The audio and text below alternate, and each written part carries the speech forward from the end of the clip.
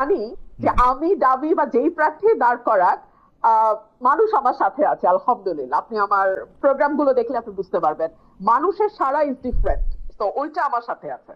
কিন্তু আপনি কি মনে করতেছেন যদি উপদেষ্টা পরিষদ পুনর্গঠন করতে হয় তাহলে ডক্টর মোহাম্মদ ইউনূসকেও বাদ দেওয়া উচিত, এক লাইনে যদি বলতেন? বা ডক্টর মোহাম্মদ, আমি তাই মনে করি। আপনি তাই মনে করছেন?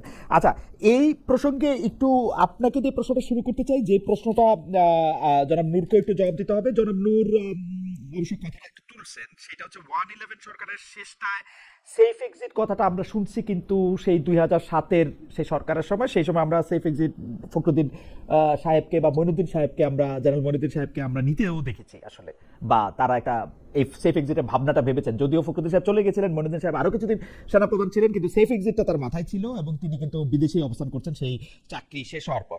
কিন্তু যেই সরকার গণ অভ্যুত্থানের দায়িত্ব মানে ম্যান্ডেট নিয়ে দায়িত্ব নিয়েছে, তাদের কেন সেফ এক্সিট খুঁজতে হবে? সেই সেফ এক্সিটের ব্যাখ্যা দিতে গিয়ে সৈয়দা রিজওয়ানা হাসান কিন্তু বলেছেন যে একজন উপদেষ্টা যে এইটা যিনি বলেছেন তাকেই কিন্তু আসলে এটা বলতে হবে। জনাব ফাজুল করিম খান আরেকজন উপদেষ্টা, তিনি বলেছেন যে তিনি কোনো সেফ এক্সিটের কথা চিন্তা করছেন না, তিনি এখানেই থাকবেন। এখন কোথায় গেলে এই গণ অভ্যুত্থানের যারা লিডার, যারা এই সরকার গঠনে অনেক বড় ভূমিকা পালন করলো, তারা এদের প্রতারক মনে করলো যে সেফ এক্সিট নিয়ে তাদের যাইতে হবে? বেশা ফারানা, আপনাকে শুনে আমি একটু জনাব নুরুল হক নূরকেও শুনতে চাই এই বিষয়টায়। আমি যদি প্রতারণা শব্দটি কঠিন শক্ত একটি শব্দ, আমি যদি প্রতারণা শব্দটিকে একপাশে সরিয়েও রাখি, গণ অভ্যুত্থানের পরে সকলের সম্মতিতে, সকলের ইচ্ছায় যে সরকারটি গঠিত হলো, সেই সরকারটি কতটা আচার ব্যর্থ হলে এরকম সেফ এক্সিট কথাটা প্রশ্নটা ওঠে। আপনি দেখুন সেফ এক্সিটের কথাটা মানে নিরাপদ প্রস্থান না, এটা যদি বাংলা করি, নিরাপদ পলায়ন যদি নাও বলি, নিরাপদ প্রস্থান। তো নিরাপদ প্রস্থানের প্রশ্ন কখন আসে? এক হচ্ছে যখন আপনি কোনো গুরুতর অপরাধ করেন।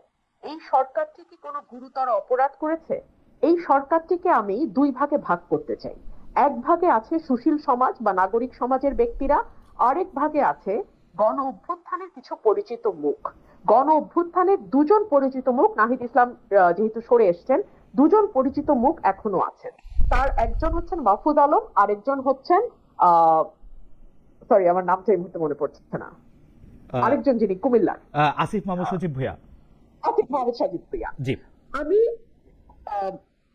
মাহফুজ আলমের ব্যাপারে খুব বেশি বিতর্ক কিন্তু আমাদের কানে আসে নাই, কিন্তু আসিফ মাহমুদ সজীব ভুঁইয়া, তার এলাকা, তার পরিবার, তার পলিটিক্যাল পার্টিতে যোগ দেয়া, মানে কোনটাতে তিনি আদৌ দেবেন, তার নির্বাচন করা, নির্বাচনকে সামনে রেখে 240 কোটি টাকার প্রজেক্ট কুমিল্লায় অনুমোদন করা, যেটা নির্বাচনের ঠিক অব্যবহিত আগেই শেষ হবে বা শুরু হবে, অর্থাৎ ইলেকশনের সাথে ভেরি ক্লোজলি কানেক্টেড। এই বিষয়গুলো কিন্তু ভালো বার্তা দেয় না। এখন আসেন নাগরিক সমাজের প্রথম থেকে আসিফ মাহমুদ সজীব ভুঁইয়া যেটাই বলছেন আর কি, যে তিনি অনেক বেশি মানে বিরোধী প্রপাগান্ডার শিকার হয়েছেন নানা কারণে।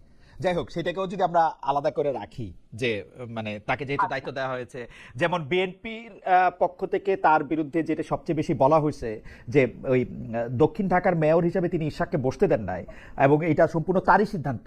এইটা উপদেষ্টাদের মধ্যেও কেউ এইটা ডিসক্লোজ করেন নাই, এমনকি প্রধান উপদেষ্টার প্রেস সচিবও এটা বলেন নাই যে এইটা আসিফ মাহমুদ সজীব ভুঁইয়ার একক সিদ্ধান্ত না, এটা উপদেষ্টা পরিষদের সিদ্ধান্ত।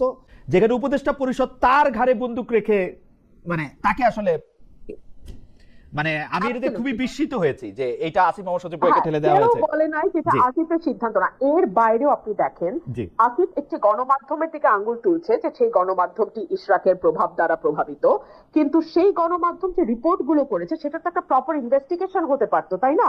আমরা তো কোনো দলীয় সরকারের অধীনে নাই, এই সরকারটা তো নির্দলীয়, নতুন বন্দোবস্ত, নতুন রাজনীতি, নতুন বাংলাদেশের স্লোগান সামনে নিয়ে এসছে। তাহলে একজন উপদেষ্টার অনিয়মের কোন রিপোর্ট যদি গণমাধ্যমে আসে, সেটার কেন তদন্ত হবে না? আচ্ছা, আসিফ আর মাহফুজের কথা একপাশে সরিয়ে রাখি, এখন আসুন নাগরিক সমাজের যারা সদস্য তাদের দিকে একটু তাকাই। তাদের ম্যাক্সিমামেরই ডুয়াল সিটিজেনশিপ, সুতরাং বাংলাদেশ থেকে তাদের সেফ এক্সিট খুবই সহজ। সার্জিস আলম বলছেন যে মৃত্যু ছাড়া নাকি কোনো সেফ এক্সিট নাই, না একদমই না। ওনারা খুব সহজেই একটা এমিরেটস এর ফ্লাইট ধরে বিজনেস ক্লাসে করে চলে যেতে পারবেন। আচ্ছা, বিজনেস ক্লাস কেন? বিজনেস ক্লাস এই কারণেই যে উপদেষ্টাদের অনেকের পিএস এপিএস এর দুর্নীতি নিয়ে ফিরিস্তি ফিরিস্তি রিপোর্ট ছাপা হয়েছে, এবং তার উত্তরে কেউ কেউ বলেছেন তারা মানে পিএস এপিএস সরিয়ে দিয়েছেন, কেউ কেউ আবার বলেছেন আমরা শক্ত করে বকে দিয়েছি। তো এই যে বকে দেয়া কিংবা সরিয়ে দেয়া, এটা তো আসলে ফৌজদারি অপরাধ বা রাষ্ট্রের সম্পদ যখন আপনি পকেটস্থ করেন সেটা সাজা হতে পারে না। তাহলে তো শেখ হাসিনার সময় 400 কোটি টাকা পিয়ন বানিয়েছে, তো সেটার সাথে এই আমলের পার্থক্যটা হলো কোথায়? আমরা তো কোনো পার্থক্য খুঁজে পাই না। তো এই যে উপদেষ্টা মন্ডলীর এক একজনের এক এক রকম সমস্যা, তো এখন সেফ এক্সিটের কথা হয়তো সে কারণেই উঠছে। আর দুই হলো, যারা সেফ এক্সিটের কথা বলছে তারা কেন এখন বলছে না, যে কি কারণে, কেন তারা প্রতারিত বোধ করছে? এটা কি তাদেরকে কোনো অন্যায্য সুযোগ সুবিধা দেওয়ার কথা ছিল, দেয় নাই, সেজন্য প্রতারিত কিন্তু বোধ কিন্তু করছে, কিন্তু কিন্তু নাকি বেরিসা অন্য কোনো কিন্তু কারণ আছে? কিন্তু কিন্তু বেরিসা ফারহানা, আমি এই পর্যায়ে এটা লম্বা করতেছি না, শুধু জানতে চাইতেছি যে আমরা তো উপদেষ্টাদের মধ্যে থেকে ছাত্র উপদেষ্টাদের দেখতে পাচ্ছি। আপনি জনাব মাহফুজ আলমের কথা বললেন, জনাব আসিফ মোহাম্মদ সজীব ভাইয়ের কথা বললেন, জনাব নাহিদ ইসলাম এখন আর উপদেষ্টা নাই, কিন্তু তারা তো, আমি যতদূর বুঝতেছি যে তারা মিন করতেছেন ছাত্র উপদেষ্টাদের বাদ দিয়ে অন্য উপদেষ্টাদের। কিন্তু অন্য উপদেষ্টারা স্পেসিফিক কি করছেন, তাদের বিরুদ্ধে দুর্নীতির কোনো বা অসততার কোনো স্পেসিফিক অভিযোগ, তারা ব্যর্থ হইতে পারে, কিন্তু এগুলিকে আমরা একটা দেখি বা আমাদের কাছে কি কিছু দেখুন, আছে স্পেসিফিক কিছু, মানে ছাত্র উপদেষ্টাদের কথা বাদ দিয়ে? আমার আমার একটা পরিচয় তো আইনজীবীও। হ্যাঁ, তো আইনে একটা কথা বলা হয়, হি হু অ্যালেজেস মাস্ট প্রুভ। যে অভিযোগ উত্থাপন করবে তাকেই সেটা প্রমাণ করতে হবে। তো যে অভিযোগটা উত্থাপিত হয়েছে যে তারা প্রতারণা করেছে, তাদের নিরাপদ প্রস্থান দরকার হবে, তো যে অভিযোগ এনেছে তাকে প্রমাণ করতে হবে যে কি হুম, প্রতারণাটা তারা করেছে। রাইট। তো আমাদের সাধারণ মানুষ এবং আমরা যারা নির্বাচন করবো, আপনি খুব সঠিকভাবে বলেছেন, আমি কিন্তু এখনো আমার এলাকায়, হুম, আমি সপ্তাহে 5 দিনে আমার এলাকাতেই থাকি। তো আমরা এই যে মানে জীবন দিয়ে কাজ করছি, এত কষ্ট করছি, এরপরে যদি আমরা গিয়ে দেখি যে আগে ভাগেই কোনো না কোনো ডিলিং কোনো না কোনো রাজনৈতিক দলের সাথে উপদেষ্টাদের কিংবা উপদেষ্টা পরিষদের হয়ে আছে, কিংবা নির্বাচনে একরকম ধোঁয়াশা দেখছি, কারণ আমি অনেক বেশি সরব, অনেক বেশি সমালোচনা করি এই সরকারের, সুতরাং আমার নির্বাচনের সময় আমি জানি না আমি কিরকম ট্রিটমেন্ট পাবো। আমি কিন্তু সত্যি ভীত, খালেদ ভাই, কারণ এই সরকারের এত সমালোচনা আমি গত 14 মাসে করেছি, যে এই সরকার আমার আসনে, আমার নির্বাচনে সঠিকভাবে না নিরপেক্ষভাবে কিন্তু প্রশাসন না, কিন্তু আমার কাছে মনে হয় না বেরিসা, আমার সরকার- আমার কাছে মনে হয় যে বেরিসা ফারহানা এটা খুব ভয়ের বিষয়। আমি ব্যক্তিগতভাবে যেরকম ভাবে দেখেছি যে আপনি তো বিএনপিরও অনেক সমালোচনা করেছেন, এখন বিএনপি আপনাকে নমিনেশন দেয় কিনা, বিএনপি আপনাকে কিভাবে ট্রিট করে, একটা আমি দামি প্রার্থী দাঁড় করায় কিনা, সেইটাও একটু আসলে দেখার বিষয়, যে সেইটা আসলে কোথায় গিয়ে দাঁড়ায় আর কি, আমার মনে হয়। কারণ ভাই, 1 মিনিট, আমি যেহেতু 17 সাল থেকে কাজ করছি, জি, আমি জানি যে আমি দাবি বা যেই প্রার্থী দাঁড় করার, মানুষ আমার সাথে আছে আলহামদুলিল্লাহ। আপনি আমার প্রোগ্রাম গুলো দেখলে আপনি বুঝতে পারবেন, মানুষের সারা ইজ ডিফারেন্ট, তো ওইটা আমার সাথে আছে। আমরা কি জনাব নুরুল হক নূরকে, জনাব নুরুল হক নূর, আমি মানে আমি আপনাকে পেয়ে ওই যে ওই সেফ এক্সিটটার ধারণা থেকে, যে কেন তারা আসলে কাদের দিকে ইঙ্গিত করতেছে, যে মানে কোন উপদেষ্টারা বা কাদের আসলে সেফ এক্সিটটা নিতে হবে, সেইটা একটু আপনি আমাদেরকে যদি একটু বলেন। আরেকটা বিষয় হচ্ছে যে আম, তাহলে আমি এখন কি করব? আহ, আহ, জনাব নুরুল হক নূরের ইন্টারনেট কানেকশনটা একটু হয়েছে, তবে আমি একটা খবরের প্রতি আপনার একটু দৃষ্টি আকর্ষণ করতে চাই বেরেসা রুমিন ফারহানা, এর মাঝখানে যেটা আপনাকে আসলে আমি পরের করার কথা ছিল, নুরুল হক নূর ফিরে আসুক, সেটা হচ্ছে যে আমি আজকে বোধহয় দৈনিক সমকালে একটি প্রতিবেদন দেখলাম। দৈনিক সমকালে প্রতিবেদনটা হচ্ছে অনেকটা এরকম, আমি আপনাকে বলি, এনসিপিকে ভোটের মাঠে সঙ্গে চায় বিএনপি। আমরা দেখেছি যে বিএনপি এনসিপির কর্মকাণ্ডকে তুমুল সমালোচনা করেছে, আপনিও করেছেন। মানে আপনার সাথে তো কথা মাঠের বাইরে, মাঠের ভিতরে, স্ক্রিনের ভিতরে, স্ক্রিনের বাইরে নানা রকম হয়েছে। এইটা কি সত্যি আসলে, মানে জুলাই আন্দোলনে ছাত্র নেতাদের যে দল এনসিপি, তাকে বিএনপি আসলে সঙ্গে চায়? আমার কাছে ঠিক তথ্যটা নেই, আমি হুম, জানি না বিএনপি এনসিপির সঙ্গে জোট করার কথা ভাবছে কিনা। তবে আচ্ছা, বহুদিন আগে বিএনপি তার একটা অবস্থান পরিষ্কার করেছিল যে জামাতের সাথে জোট হবে না, হুম, এর বাইরে অন্য যে কোনো পলিটিক্যাল পার্টির সঙ্গে বিএনপি জোট করতে পারে। তবে এখানে আরো একটা কথা আমি বিনয়ের সাথে বলি, হুম, আমাদের গণতন্ত্র মঞ্চের সঙ্গে আমাদের এক ধরনের অ্যালায়েন্স আছে। গণতন্ত্র মঞ্চ আমাদের সঙ্গে গত 7-8 বছর ধরে মাঠে ছিল, একই সঙ্গে 12 দলীয় জোটও কিন্তু এখনো আছে বিএনপির সাথে। তো এতগুলো পলিটিক্যাল পার্টির সঙ্গে জোট করার পরে আবার নতুন করে এনসিপির সঙ্গে হবে কিনা, এই ব্যাপারে আমার কাছে কোনো ব্যক্তিগত তথ্য আমি জানি না। আহ, এইখানে আমি নিউজটা পড়ে যা জানলাম, নূর সাহেব ফিরে এসছেন আমাদের কাছে, তবু একটা লাইন একটু শুরু রাখি। নিউজটা পড়ে আমি যা বুঝলাম, নিউজটা একেবারেই মানে গরম গরম, যাকে বলে ওভেন ফ্রেশ। সেটাতে বলা হইতেছে বিএনপি আসলে এনসিপির কাছে টানতে চায় জামায়াত থেকে যাতে দূরে রাখা যায়, মানে জামায়াতের সাথে যেন না যেতে পারে। এই ব্যাপারে কি আপনি দুইটা লাইন বলবেন? দেখুন, ভোটে তো এখনো 3 মাস 4 মাস বাকি আছে। হুম। তো এই সময়টা ভীষণ ক্রুশিয়াল। অনেক দলের সাথে অনেক দলের জোট হবে, আবার অনেক দলের সাথে জোট যেটা আছে সেটা হয়তো কিছুটা আলগাও হয়ে যেতে পারে। তো এখনই এই ব্যাপারে মন্তব্য করা কঠিন। ভোটের হিসাব নিকাশ, ভোটের পরিসংখ্যান ইত্যাদি সকল কিছু বিবেচনায় নিয়েই রাজনৈতিক দলগুলো তাদের দাবার গুটি সাজাবে, এইটুকু আমি বলতে পারি। জনাব নুরুল হক নূর, আমরা আপনার কাছে জানতে চাইছিলাম যে কেন এই সেফ এক্সিটের কথাটা ভাবা হচ্ছে।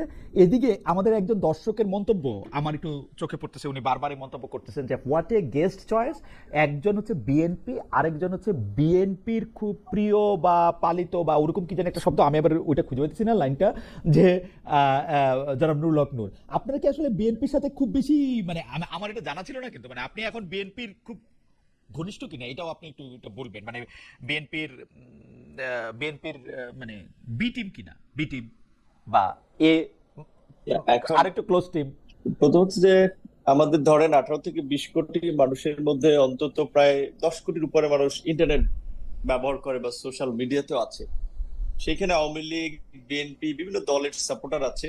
কাজে সবাই চায় তার ব্লকে রাখতে, তার ব্লকের বাইরে কথা বললেই এত তীর্যক ভাষায় মন্তব্য করে। সেই ক্ষেত্রে আমাদের মধ্যে যে একটা সোশ্যাল মিডিয়া ন্যূনতম একটা সেন্স থাকা দরকার, এটা আমরা অনেক ক্ষেত্রে ভুলে যাই। সো এখন এইগুলোকে খুব বেশি আমি প্রাধান্য দিতে চাই না, কারণ রাজনীতি করলে তো এগুলো শোনাই লাগবে। তারপরে যে আপনি যে প্রশ্নটা করেছেন সেইটার বিষয়ে যে বিএনপির সাথে ঘনিষ্ঠতা বা দূরত্ব বলতে কিরকম বুঝাবে সেটা আমি জানি না। তবে আমি এইটুকু বলতে পারি যে গত এই আওয়ামী লীগের 1.5 দশকে আমরা বিভিন্ন ক্ষেত্রে যেই ভূমিকাগুলো নিয়েছি বা যেই কাজগুলো করেছি আন্দোলন সংগ্রাম থেকে শুরু করে, সেখানে অনেকখানি বিএনপির ফেভারে গিয়েছে। ধরেন এই আন্দোলনের প্রেক্ষাপটটা তো আমরাই তৈরি করেছি 2018 সালে কোটা সংস্কার আন্দোলন। অবশ্য আমরা আমাদের প্রশ্নে ফিরে আসি, কারণ আপনি যখন এই প্রশ্নের জবাব দিচ্ছেন তখনই আবার আরেকজন দর্শক বলছেন নূর তো জামায়াত ঘেঁষা, তিনি আর কি বলবেন। অর্থাৎ আপনি একই সাথে বিএনপি ঘেঁষাও, জামাত ঘেঁষাও, সব ঘেঁষাও, এতে অসুবিধা নাই। আর রুমিন ফারহানা ব্যারিস্টার, আপনাকে নিয়েও মন্তব্য আছে, যে মন্তব্যটা আমার চোখে পড়তেছে। খালিদ ভাই ভালোই উপভোগ করছেন, রুমিনকে দিয়ে আপনার কথাগুলি বলাচ্ছেন, ইন্টারেস্টিং। আমি একটু জনাব নুরুল হক নূর, আপনার কাছে আসতে চাই এই সেফ এক্সিটের কথাটা এবং উপদেষ্টা পরিষদের মধ্যে কারা আসলে মানে মানে শত্রুতে পরিণত হইল এই যারা অভ্যুত্থানের নেতৃত্ব দিলেন দলটার সঙ্গে। এটা রুবিন ফারহানাও আপা যেটা বলেছিলেন যে উপদেষ্টা বা নাহিদ বা আন্দোলনকারীদের উপদেষ্টাদেরকে চুক্তি হয়েছিল, সেটা ওনারা জানতে পারবেন যে কোনটা রক্ষা করেন নাই বা প্রতারণা করেছিলেন। কিন্তু আমি উপদেষ্টা পরিষদের মধ্যে আসলে 3 ধরনের লোক দেখি, 3টা বলয়ের লোক দেখি। সেই জায়গা থেকে একটা বলয়ের লোক আছে যারা আপনার কিছুটা আর্মি এবং প্রো আওয়ামী লীগের। তারা চাচ্ছে যে আওয়ামী লীগকে সুযোগ দেওয়া হোক নির্বাচনে বা আওয়ামী লীগের রাজনৈতিক কর্মকাণ্ডে, বা আওয়ামী লীগের এই ধরেন অন্যতম সঙ্গী ছিল জাতীয় পার্টি, তাদেরকে স্পেস দেওয়া হোক। যে কারণে আমরা যখন জাতীয় পার্টির বিরুদ্ধে প্রোগ্রাম করলাম, আপনি দেখেছেন যে প্রকাশ্য দিবালোকে সমস্ত মিডিয়া সবকিছুর সামনে একটা দলের প্রধান, একটা দলীয় কার্যালয়ের সামনে আমাদের উপরে হামলা হয়েছিল। যদিও লোক দেখার একটা তদন্ত কমিটি হয়েছে, সেই তদন্ত কমিটির প্রতিবেদন আদৌ আলোর মুখ দেখে কিনা, কোনো ব্যবস্থা নেওয়া হয় কিনা সেটা আমরা জানি না। কিন্তু এটা শেখ হাসিনার আমলে, শেখ হাসিনাকে তো আমরা ফ্যাসিস্ট বলছি, আওয়ামী লীগকে তো আমরা ফ্যাসিস্ট বলছি। এইভাবে গুম করেছে, খুন করেছে, কিন্তু বিএনপির কোন নেতা কর্মী, শীর্ষ নেতাদেরকে কার্যালয়ের সামনে এইভাবে বোধহয় আপনার পিটিয়ে আহত করেনি। তো আমাদেরকে সেটা করেছে। তো কেন আমরা জাতীয় পার্টির বিরুদ্ধে আন্দোলন করেছিলাম বা প্রতিবাদ করেছিলাম? কারণ তারা চাচ্ছে যে সেই গভর্নমেন্টের অংশটা। আমি ব্যারিস্টার ফারহানা, আপনার কাছে ওই আরেকটা যেটা কমন প্রশ্ন, সর্বশেষ কমন প্রশ্ন, সেটা আপনাকে একটু আমি বলে রাখি, যে জনাব সাবের হোসেন চৌধুরীর গ্রেপ্তার, জামিন, ইউরোপীয় 3 দেশের উপদেষ্টাদের সঙ্গে বৈঠক, এই সবগুলিকে আপনি একটা সুতায় গাঁথা মালা মনে করেন কিনা? আপনি মনে করেন কিনা যে মাইনাস শেখ হাসিনা কোনো একটা আওয়ামী লীগ গড়ে তোলার তৎপরতা আছে এর মধ্যে, বা এটা আপনি সমর্থনও করবেন কিনা, বা এটা নিয়ে আপনি মন্তব্য করবেন কিনা?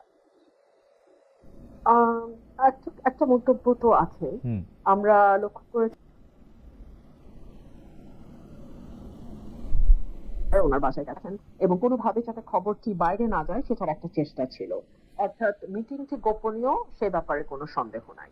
এবং এরপরে কিন্তু আমরা অনেক হাঁক ডাক শুনেছি, কিন্তু সরকার কোনো রকম কোনো মন্তব্য করেনি বা সরকারের তরফ থেকে আমরা কোনো কথাও শুনতে পাইনি। তো অ্যাপারেন্টলি আমরা ধরে নেই যে একজন সাবেক সংসদ সদস্য এবং সাবেক মন্ত্রীর বাসায় তিনজন কূটনীতিক গিয়েছিলেন এবং তাদের সৌজন্য সাক্ষাৎই আমি ধরে নিচ্ছি। এবং তাদের মধ্যে ডেফিনেটলি পলিটিক্যাল আলাপ আলোচনা হয়েছে। সাবের হোসেন চৌধুরীর ব্যাপারে একটি কথা না বললেই না। উনি আওয়ামী লীগের খুব সজ্জন পলিটিশিয়ানদের একজন হিসেবেই ওনাকে মানুষ জানে, পারসেপশনটা সেরকম। তো 111 এর সময় অনেকে বলেন যে তার একটা -2 ফর্মুলা যেটা ছিল সেটার সাথে তার এক ধরনের যোগাযোগ হয়তো বা ছিল, এটা আমি জানি না, আমি আওয়ামী লীগের কথা বলতে পারবো না, বাট এটা মাঠের একটা পারসেপশন, পলিটিক্যাল ফিল্ডের একটা পারসেপশন যে উনি 111 এ -2 এর সঙ্গে যুক্ত। তো এখন আবার নতুন করে শুরু হয়েছে যে শেখ পরিবারকে বাদ দিয়ে নতুন করে আওয়ামী লীগ যাদের হয়তো ক্লিন ইমেজ আছে, সেরকম কোনো ব্যাগেজ নাই, যাদের হাজার হাজার কোটি টাকা লোটপাট পাচারের ইয়ে নাই, ট্র্যাক রেকর্ড নাই, বা গুম মানুষকে মিথ্যা মামলায় দেওয়ার ট্র্যাক রেকর্ড নাই, অর্থাৎ যারা অ্যাপারেন্টলি ক্লিন ইমেজের পলিটিশিয়ান, তাদেরকে নিয়ে আওয়ামী লীগকে নতুন করে আবার যাত্রা শুরু করার।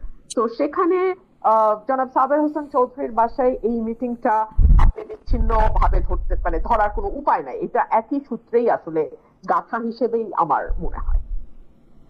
আমার মনে হয় যে বেরসা ফারহানা মন্তব্য করেছেন, কিন্তু জনাব নুরুল হক নূর শুনতে পেয়েছেন কিনা আপনি যেখানে ছিলেন সেই জায়গা থেকে বলেন। আমি একটা নতুন প্রশ্ন করেছিলাম, শেষ কমন প্রশ্ন আপনাদের জন্য, যে প্রশ্নটা হচ্ছে যে সাবের হোসেন চৌধুরীর গ্রেপ্তার, জামিন, পরে আবার ইউরোপীয় ইউনিয়নের বৈঠক, এটিকে আপনি একটি মাইনাস শেখ হাসিনা একটি অন্য আওয়ামী লীগের একটি প্রক্রিয়া, এটা আপনি মনে করেন কিনা? আপনি যে উত্তর দিচ্ছিলেন যে প্রশ্নটা, সেটা থেকে যদি শুরু করেন। রাইট রাইট হ্যাঁ, আমি যেটা বলছিলাম এইখানে আপনার এই বিদেশিদের মধ্যস্থতায় আপনার আওয়ামী লীগকে একটা অল্টারনেটিভ আওয়ামী লীগ হিসেবে নির্বাচনে নেওয়া কিংবা জাতীয় পার্টি, এই মেকানিজমটা শুরু থেকে চলছিল। আপনার নিশ্চয়ই মনে আছে হাসনাতরাও আপনার সেনা প্রধানের সাথে মিটিং এর পরে এই ধরনের কথাবার্তা বলেছিল। সেকেন্ড হচ্ছে আপনার এই সাবের হোসেন চৌধুরী গ্রেপ্তারের পরে এত দ্রুত সময় জামিন পাওয়া, এটা কিন্তু পরিষ্কার যে সরকারের উপদেষ্টাদের সেখানেও দুইজন উপদেষ্টার নাম এসেছে। এবং আপনার পরবর্তীতে আমরা দেখেছি আমেরিকান এমবেসিতে 3 জন উপদেষ্টা গিয়ে মিটিং করে। আসলে এটা আমাদের জন্য লজ্জা যে